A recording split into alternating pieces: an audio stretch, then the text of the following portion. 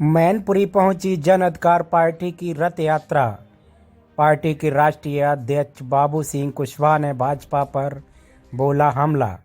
कहा भाजपा सरकार में बेरोजगारी बढ़ी है तथा सरकार के द्वारा किए गए सभी वादे झूठे साबित हुए हैं और अगर नए बजट में 300 यूनिट बिजली फ्री देने की बात कर रहे हैं तो फिर पिछले सालों में क्या कोई वादा पूर्ण किया गया है। इस दौरान जगह जगह पर उनका फूल माला पहनाकर भव्य स्वागत किया गया। और क्या कुछ बोले बाबू सिंह कुशवाहा, देखें यह रिपोर्ट। आपको रथ जो चल रहा है, क्या यात्रा है, किस पक्ष में इस यात्रा का आप कर रहे हैं? जन अधिकार पार्टी के तत्वाधान में संपूर्ण भागीदारी यात्रा है और इस यात्रा का मकसद है कि हमारे देश में जाति जनगणना हो और जाति जनगणना के बाद जिस समाज की जितनी आबादी हो उस आबादी के हिसाब से सभी समाज के लोगों को हर क्षेत्र में संपूर्ण भागीदारी हो, चाहे वो सरकारी नौकरी हो, प्राइवेट हो, जल जंगल जमीन हो, ठेके पट्टे हो, शिक्षा हो, हर क्षेत्र में इस देश के सभी लोगों को आबादी के हिसाब से हिस्सेदारी मिले और एक समान शिक्षा पद्धति हो, लागू हो सके, उसी के लिए जी। और आज और कुछ आज आप मैनपुरी पहुंचे हैं। मैनपुरी में कार्यकर्ताओं ने स्वागत भी किया है। मैनपुरी में लोकसभा सीट जो है, अभी लोकसभा चुनाव भी बिल्कुल करीबी है, क्या आपकी पार्टी भी किस तरीके की स्टैंड करेगी? लोकसभा के चुनाव में मैनपुरी भी हम लड़ेंगे। अगर हम लड़ेंगे या हमसे कोई संबंधित समर्थित आदमी लड़ेगा और पूरे प्रदेश में हम लोग उत्तर प्रदेश में काम कर रहे हैं, कुछ मध्य प्रदेश में, कुछ बिहार में, थोड़ा सा महाराष्ट्र में।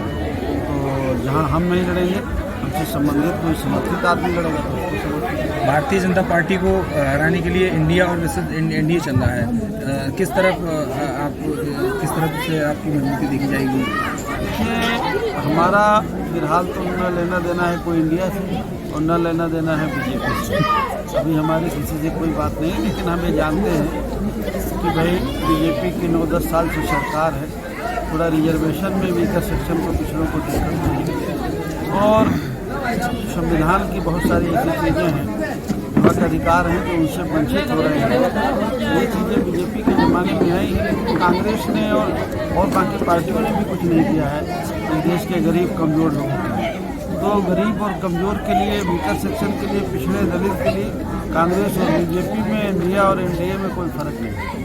तो क्या लगता है कि महंगाई, बेरोजगारी यूपी में आप कई जनपदों का भ्रमण कर रहे हैं, रोज इन चीज़ों के फेस? महंगाई और बेरोजगारी तो चरम सीमा में है, बड़े पैमाने पर, लेकिन लोगों का महंगाई से और उससे ध्यान हटा के चुनाव के मौके पर लोगों का ध्यान कहीं और लगा दिया जाता है, तो लोग उन्हीं ध्यान में लग करके जो अपना मेन मुद्दा है वो भूल जाते हैं। अध्यक्ष जी, लगातार बजट को लेकर सवाल भी उठते रहते हैं और आज भी एक बजट पास हुआ है, क्या कहना चाहेंगे और जनता को कितनी राहत मिलने वाली है? मैं तो भागीदारी पर संपूर्ण भागीदारी यात्रा में हूँ सुबह से। मुझे तो आज के बजट के बारे में जानकारी नहीं है कि क्या पेश हुआ है, क्या निकला, लेकिन मैं इतना जरूर जानता हूँ कि देश के गरीब और कमज़ोर के लिए, पिछड़े और दलित के लिए तो बजट बिल्कुल अच्छा नहीं है। इस बजट में 300 यूनिट बिजली का आह्वान किया है, फ्री देने की बात कर रही है जी, क्या कहना चाहेंगे?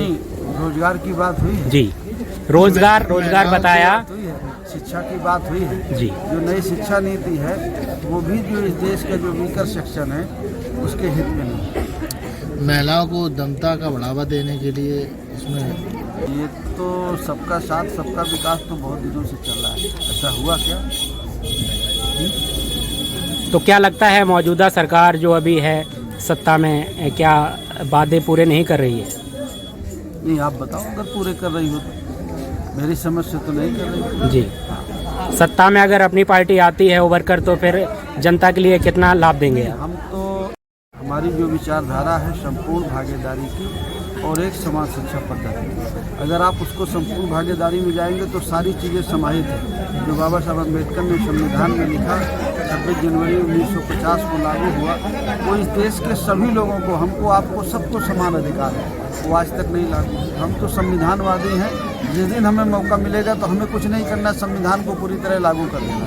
जब संविधान लागू हो जाएगा पूरी तरह सबके हक सुरक्षित हो जाएंगे। पूरे देश में एक वोटर्स पार्टी चल रही है जिसके तहत लगातार आवाज उठाई जा रही है कि वोटरों को उनका हक दिया जाए, पेंशन दी जाए। नहीं, मुझे नहीं मालूम है। पीडीए समाजवादी पार्टी पीडीए यात्रा भी निकाल रही है, अब उनको कैसे याद आ गया?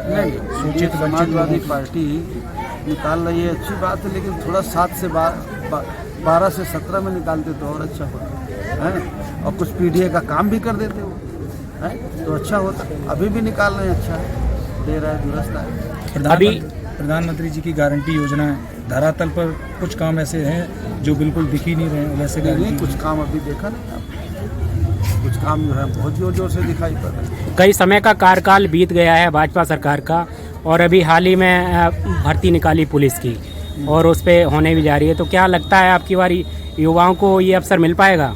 चलिए, अच्छा हो, मिल जाए। अब निकाला पिछला जो शिक्षा भर्ती थी 69,000 में, उसमें तो 18,000 पद ओबीसी के बच्चों के नहीं मिले जी। ओबीसी के बच्चों के पद उन्होंने खा लिए, दूसरे लोगों के दे दिए। ओबीसी के 18,000 बच्चों का नुकसान हुआ जिनको सिलेक्ट होना था, और 6,000 से निकाल दिए। Thank you.